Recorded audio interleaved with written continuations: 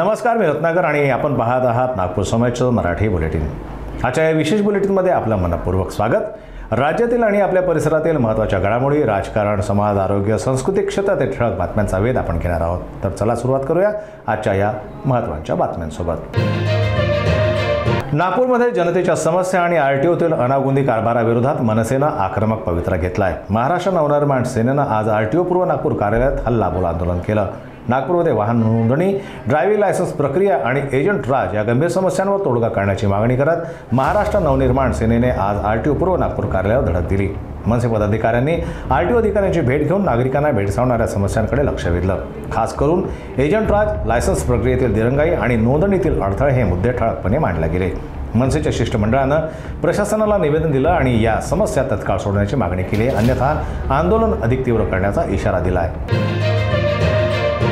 अमरावतीतून एक धक्कादायक प्रकार समोर आला आहे। महिला पोलीस अधिकाऱ्याच्या हत्येप्रकरणी तिच्याच पतीला अटक करण्यात आली आहे। अमरावतीतील महिला पोलीस अधिकारी आशा धुळे उर्फ ताळे यांच्या हत्येप्रकरणी पती राहुल ताळे याला अटक करण्यात आली आहे। राहुलला 5 लाखांची सुपारी देऊन पत्नीस ठार मारल्याचं उघड झालं आहे। या प्रकरणात 2 सुपारी किलर श्रेयस महल्ले आणि ओम शिकार यांनाही आता अटक करण्यात आलेली आहे।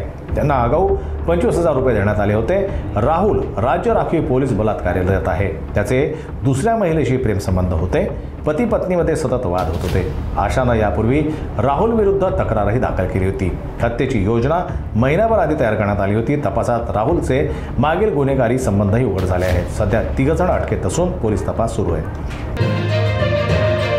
आता कानठळ्या बसवणाऱ्या आवाजानं शोरगुल करणाऱ्या बुलेट बाईक स्वारांची खैर नाही। जालना पोलिसांनी मोठी कारवाई करत तब्बल 62 मॉडिफाईड बुलेट बाईक जप्त केल्या आहेत। जालना शहरात शिस्तभंग करणाऱ्या बुलेट स्वारांवर पोलिसांनी कडक कारवाई केली आहे।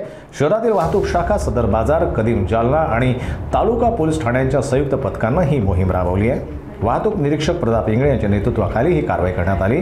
सर्व 62 बाईक जप्त करून त्यांच्या सायलेन्सरला कायमचा निकामी करण्यात येणार आहे। पोलिसांनी स्पष्ट इशारा दिला आहे की अशा बाईक स्वारांनी सावध राहावं। पुढच्या वेळी त्यांची बाईकही पोलीस ठाण्यात जप्त अवस्थेत दिसू शकेल। सोलापूर शहरात चोरीचं सोनं विक्रीसाठी आणणाऱ्या 2 चोरट्यांना एमआयडीसी पोलिसांनी रंगेहाथों अटक केली आहे। या कारवाईत 2 मोठ्या घरफोड्यांचा उलगडा देखील झाला आहे। सोलापूर एमआयडीसी पोलिसांनी धडक कारवाई करत बंडू पवार आणि उमेश काळे या 2 चोरट्यांना अटक केली आहे। हे दोघं चोरीचं सोनं विकण्यासाठी आले असताना पोलिसांनी त्यांना जेरबंद केलं। चौकशीत दोघांनी विनायकनगर आणि बालकोटे नगर येथील 2 घरफोड्यांची कबुली दिली आहे। त्यांच्या ताब्यातून 1,91,700 रुपये किमतीचं सोनं आणि अन्य मुद्देमाल जप्त करण्यात आला आहे। सध्या या दोघांच्या विरोधात गुन्हा दाखल करण्यात आला असून पुढचा तपास सुरू आहे।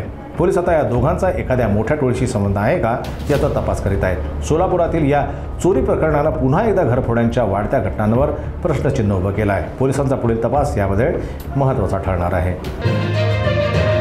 तर आजच्या या मराठी बुलेटिनमध्ये इतकंच। महाराष्ट्रातील प्रत्येक महत्त्वाची आणि विश्वसनीय बातमी सर्वात आधी जाणून घेण्यासाठी जोडलेले रहा नागपूर समय न्यूज सोबत। पहा, जागरूक राहा, कारण इथेच मिळतात सर्वात अचूक बातम्या सर्वात योग्य वेळी। आपली आणि आपल्या कुटुंबाची काळजी घ्या। नमस्कार।